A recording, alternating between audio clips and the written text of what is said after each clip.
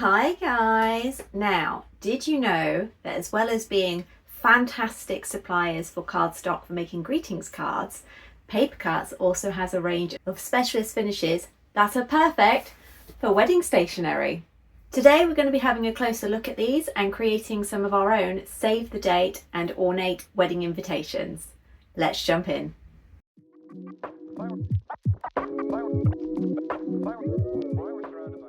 Wedding stationery is a huge field and it is fiercely competitive. Today's brides want the best of the best and they're not going to pay unless you can offer something special. Having fantastic pearlescent finishes like these on sturdy cardstock will be a great start to your wedding stationery business, and we're going to have a look at how Paper Cutz can help you out. If you can just see how this shimmers in the sunlight, this lapis lazuli colour is beautiful and it's definitely one that is on trend at the moment. The great thing about using a supplier such as Paper Cutz is that they also have matching pearlescent envelopes, which makes creating the finishing touches for your wedding invitations easy. We've got some sunshine today, so you can see just how beautifully metallic and pearlescent the finishes on these are, and it matches the same finish on the cards that I showed you. We're going to start with something easy, and that's going to be designing your save the date invitations in Canva. We're going to start by looking at all of the different save the date designs that Canva has to offer. I'm going to pick this square one as I know that it will fit well in the matching envelopes. I'm then going to put the details for a fictitious couple that are soon to be married. As you can see, there are so many different designs available in Canva. I'm going to print out a few so you can see. I always like to add some personalised elements to invitations, so chatting to the engaged couple is really important to find out what they would like to have included. This just makes it something a little bit special and helps you to stand out from the rest of the crowd. Once your invitations are complete, we need to download them and open them up again in something like Affinity Designer. Here you can see I have artboards for all of the different designs. I'm just zooming in and out and making sure that they're all centrally aligned to the pages. Once I'm happy, it's time to print. I'm going to start on A4, so I've taken these off and opened a new document. Then I've made sure that the print settings are correct, and that would be at gloss, A4 and high quality. So you can obviously create these slightly smaller so that you can fit more than one on a page.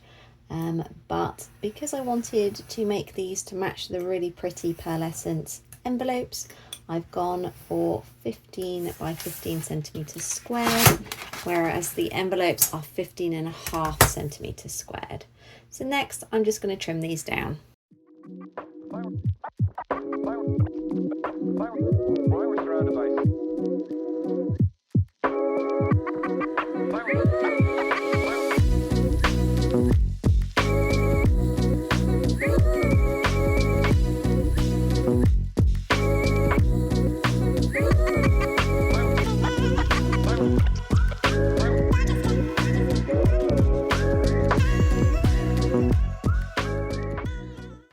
So these have turned out adorable. The print quality on this metallic shimmery pearlescent card is fantastic. I really like that obviously if you are able to cut on A4 and trim down, then you can get full edge to edge. For ones like this, I'm going to show you a quicker way to create your invitations that would just save you time in the long run. We're going to actually start similar to how we do our cards and create a 15 by 15 template in Affinity Designer, print straight on that, and then there's no trimming down afterwards. You get a much neater finish. Sadly, my printer will not allow you to print borderless on anything smaller than A4, which means that I'm not able to do it with designs like this that go edge to edge, but ones like this, it's perfect. Now I'm going to go on white because I am a purist, and although the pink does look really cute, I just think that the details stand out much better on the white shimmer. So I'm going to actually use my paper trimmer for this one, just because it's much quicker and you generally get a cleaner cut. So I'm going to put the edge up to 15 centimeters there, make sure that it is completely aligned properly at the top so it's nice and straight. Cut And then we want to make sure that we are using this side that we've just trimmed down to also be at 15. So now that is ready to go straight into the printer, and it just saves so much time of having to make sure that your design is lined up. We're going to start in Affinity Designer by creating a 15cm by 15cm document and then putting our invitation in there. We're then going to print exactly as before, but instead of on A4, we need to change it to 15 by 15. This will print out directly onto your card and will save you having to trim it down after. I like to use a round corner punch just to add a little bit extra to my invitations. You can obviously leave them as blunt corners if you would prefer. So imagine you have a lovely bride or groom that has ordered 150 of these. It is going to be so much quicker to trim these all down, then load them into the printer, set up your printer as I showed you, and then it will just fire them out. You don't have to print. It's generally spot on at centrally aligning them. It may be a few millimeters out. It's harder to trim down after it's been printed compared to doing it beforehand. So just look at that shimmer with those flowers. I've added the personalized details there because it's touches like these that are going to make brides and grooms want to actually purchase from you. So as you saw, these were just a few of the hundreds and hundreds of designs on Canva. The only thing that I would suggest is that you need to personalize them to make them stand out, because there is nothing to stop brides themselves DIYing these. You need to be adding that extra touch, which is why I have the embellishments that I added. I do use commercial software such as either Midjourney or even Freepik to bring these graphics in. It's nice to find out about your potential brides and grooms, what are their interests, what do they like doing together, so that you can add things like camping, glamping. If they've got a Volkswagen camper, do they like paddle boarding? Have they got a really cute, adorable few dogs that they would like to include in their special day? Things like these are what are going to set you apart from the thousands of other sellers that are just in the UK alone on Etsy. So those were some really straightforward save the date cards that have been elevated by using the Paper Cutz pearlescent shimmer card. What if we wanted to use this beautiful cardstock to create something a little bit more ornate, such as the official wedding invitations? Now I'm going to use my Silhouette Cameo and this pearlescent cardstock to create something a little more ornate and elegant. This is a design that I've created myself, but you can purchase them on Etsy from other sellers. For the cut settings, I've gone for cut, 33, triple cut, blade 4, overcut on, and a speed of 4. You may need to have a play around with your settings as every cutting machine is slightly different. As you can see, these cut through really cleanly, and that's down to a combination of the settings and the great quality cardstock from Paper Cutz. Once it's ready, you then need to peel it off the backing board and just press out all of the tiny details before folding it up, ready to use.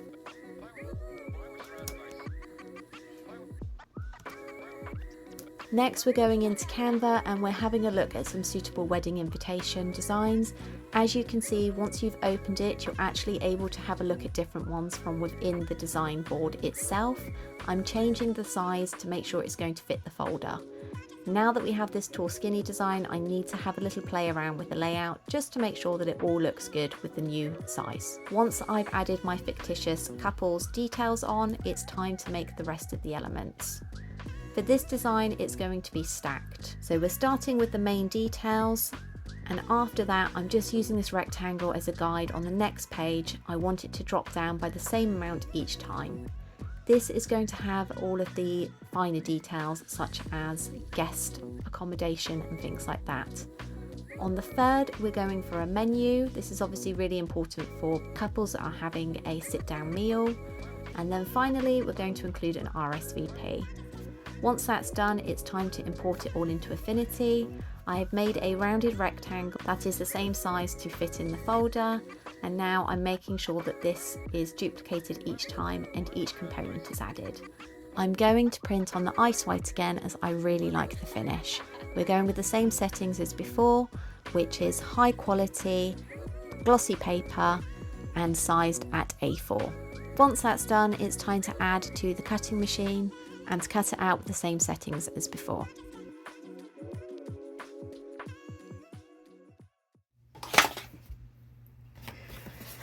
So as you can see, we have all of the different components ready to layer up. So we have the main, then all of the details, the menu, and then lastly the RSVP.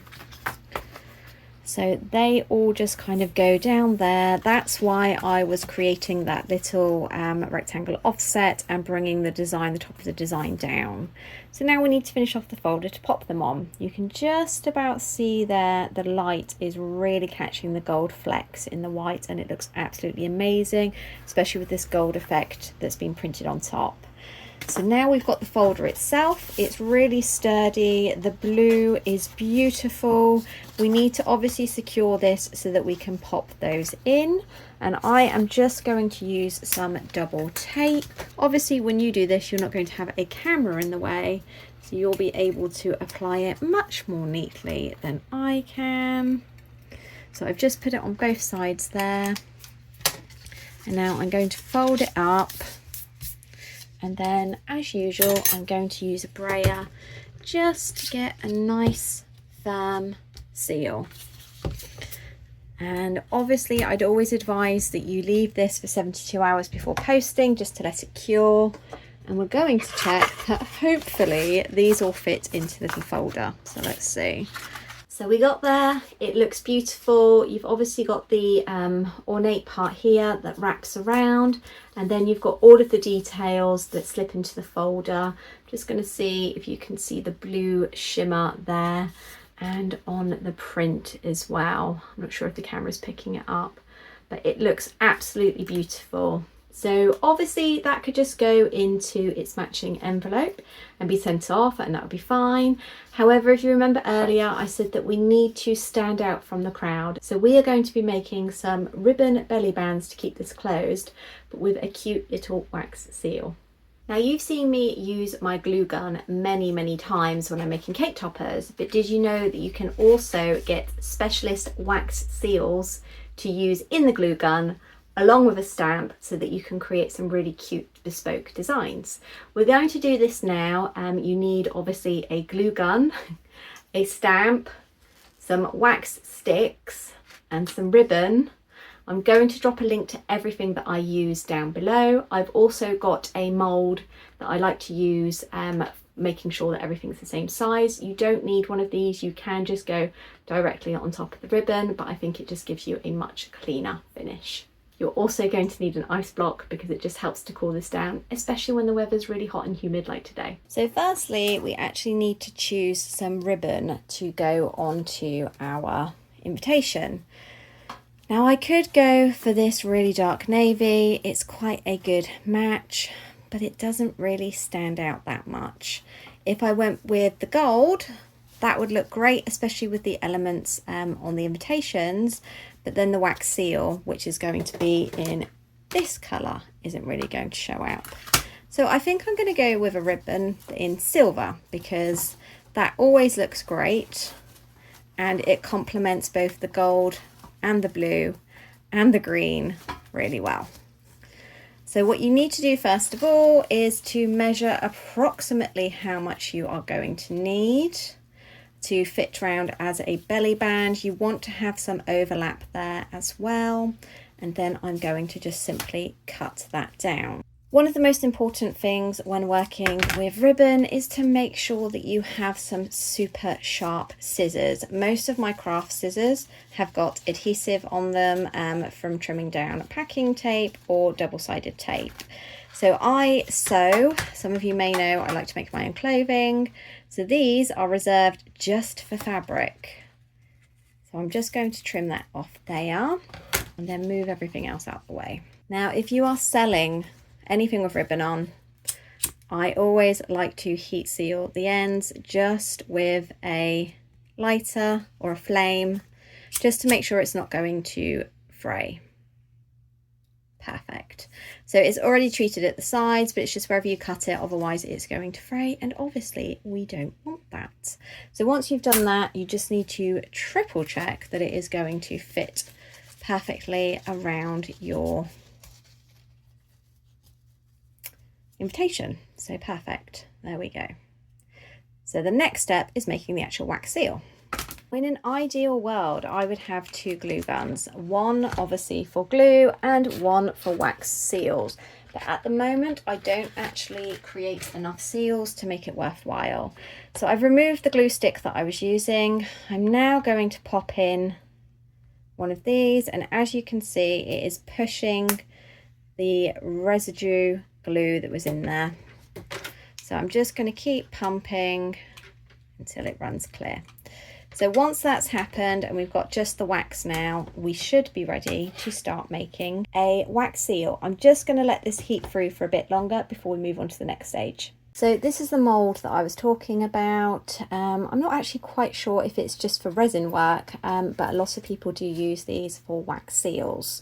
So we are going to basically applicate the wax in there and then pop the seal on top, ready for it to cool. So I'm going to move this to the side so I don't get it everywhere. Now for the actual seal itself, I have got it on top of an ice cube. The reason for that is it helps to cool the metal down a lot quicker so that when we're actually pressing it into the wax, it's ready to go. So this always uses up more wax than you think it's going to. It's basically 1 seal per one of these sticks. So I'm going to start flooding in here until it just starts touching the edges, trying to keep it in the middle. And once it's reached there and I'm happy, I'm now going to wait just a couple of seconds just while that's pooling. You can see it go to the edge, and then I am going to put my stamp in the middle. So the tip is to not overfill it.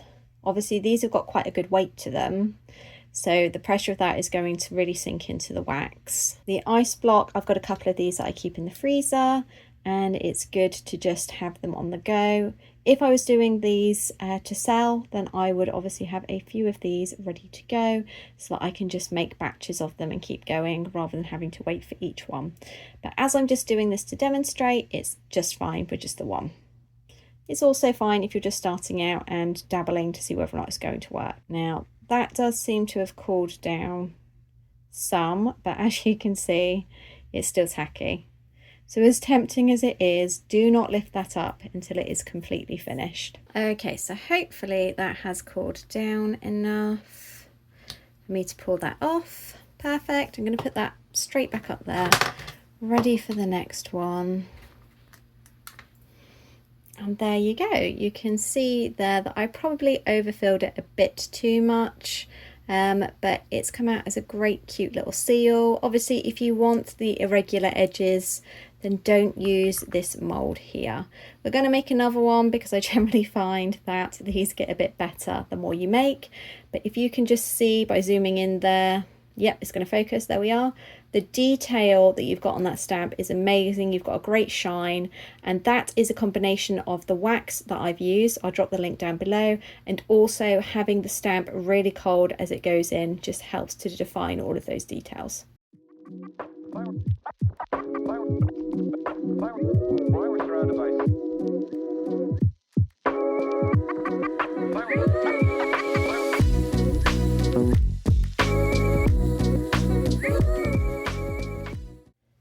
So before we place the seal, it is obviously time to measure up the ribbon and make sure that that is stuck down before we add the wax. So when you measure this, you want it obviously tight enough to keep the invitation in place, but not so tight that it is going to be a struggle to get on and off for people.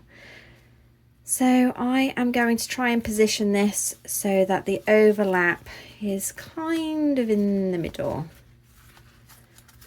It doesn't have to be perfect because obviously the seal is going to hide most of it. I think that's pretty good there.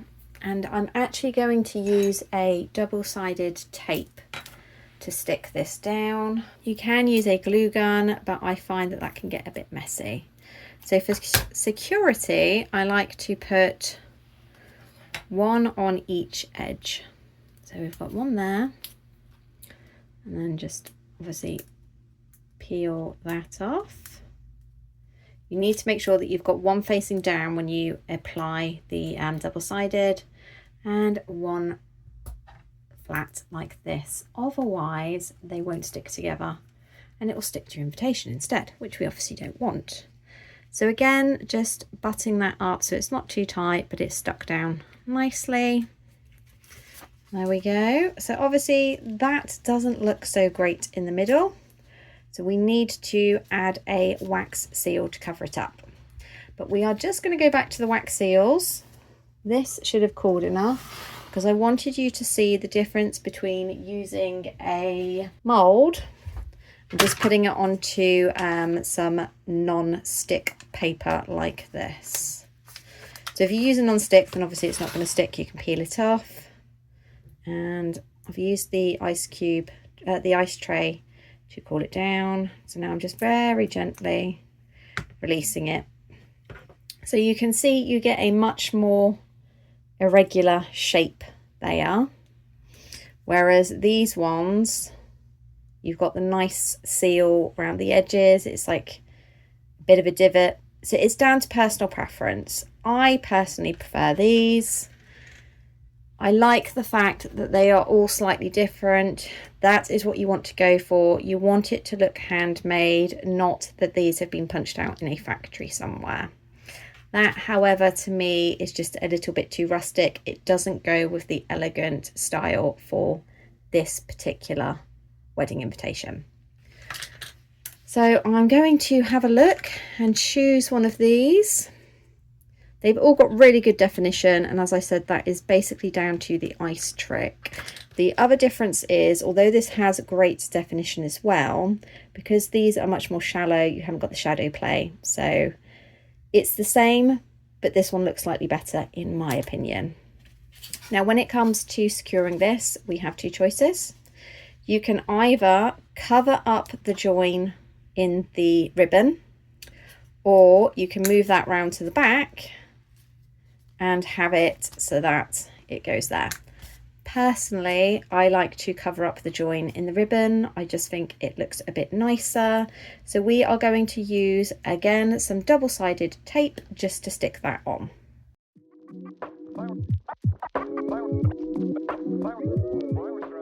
So now I think that looks beautiful. You can easily slide this on and off. So it will keep it safe in transit. And then obviously if people want to keep this as a keepsake, as some people will, then you can add it back on as well. So obviously these look fantastic, but you're going to need to post them. And to post them, I would suggest having a beautiful pearlescent envelope as well, which is what we are going to add next.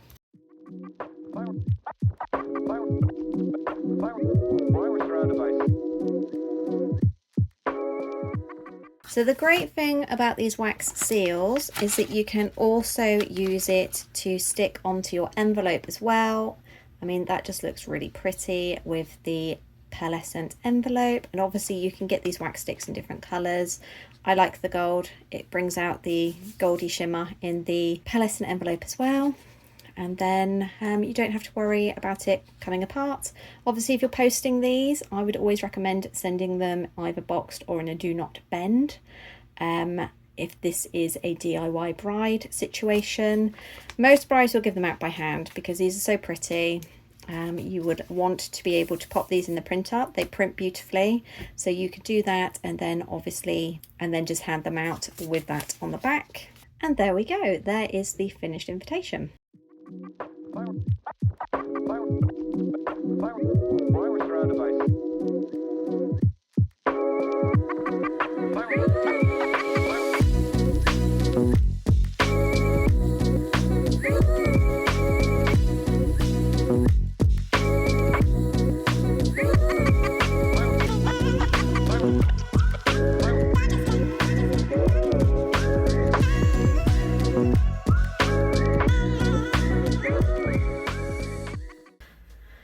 As I mentioned, these print absolutely beautifully, and you can also use them for sealing up the envelopes as well, and then obviously they will just peel off. I've just used double-sided tape for that, and then the save the dates inside is perfect. It goes really well. As I said, you can use any of the colours in the range. I just prefer using this one, which is called Ice White, because it really helps the printing pop. As for the more detailed invitation, I haven't actually put on the address or the name or anything, but as you can see, the matching envelope looks fantastic. And then if we pop that one out, this is how it would be received. So you've got obviously the belly band, which just slides off the bottom, and that can be popped on and off. It's sealed with a wax heart seal here in gold. I'm going to include links for all of these at the bottom. Then this just opens up, and then you have all of the different bits here. So the one at the top is the bit that has all of the details on for the wedding itself and the ceremony afterwards. Behind that we have got the details that people will need, such as accommodation, parking, things like that. Behind that is a menu. Obviously these are all just mock-ups, so I haven't gone into great detail, but you can. And then lastly, we have the RSVP that they can send back to you, so you know exactly who's coming, or the bride and groom know exactly who's coming to the wedding. And then these all just live in this pocket here. So this has been made out of one A4 sheet for this, and then these have been made out of 3 of the Ice White pearlescent, and then everything has been trimmed down on the silhouette Cameo. So personally, I am really impressed with how these have turned out. I know for a fact that a lot of brides are going to absolutely love these, especially because if you can make them in so many different colorways, so many different designs for the inserts, and then obviously they'll be able to match it to their wedding. So I have dropped links for everything that I've used down below as always. I would like to take this opportunity to say a great big thank you to Paper Cutz for not only sending me these lovely goodies to try out, but also for sponsoring today's video. As I have mentioned previously, I've been using Paper Cutz now for almost 12 years. Oh wow. So a very long time, long before they'd ever heard of me and my YouTube channel or my business. I've always recommended them because they are fantastic. Their quality of items is great, and their customer service is seriously next level. So I'm going to drop all the links below. They have got a special offer on at the moment where if you spend over £29, you get 10% off your entire order and free postage. So it is the perfect time to stock up. I actually made the template for the wedding folder myself. I actually sell money wallets in my Etsy shop. I have some themed ones that are quite popular, and as I've mentioned before, Papercraft and Paper Cutz is where I started my business, so it's something I'm really experienced with. So if you need any help whatsoever, drop a comment down below or send me a message on Instagram, and I am more than happy to help. I would like to say a great big thank you to all of you for watching. This is officially the first video that I have filmed since hitting 2,000 subscribers, so thank you so much. You are all so amazing. I honestly couldn't have done this without your support. Watching those numbers climb each month is just fantastic. I cannot get over the fact that there are so many of you out there that seem to like my content and send me such lovely, beautiful messages. So a huge thank you to you guys as well. I really hope that you have enjoyed today's video. I post every Friday. If you have any suggestions for videos that you'd like to see, drop them down below and I'll definitely get back to you. Thank you so much for watching, and I will see you next time. Bye!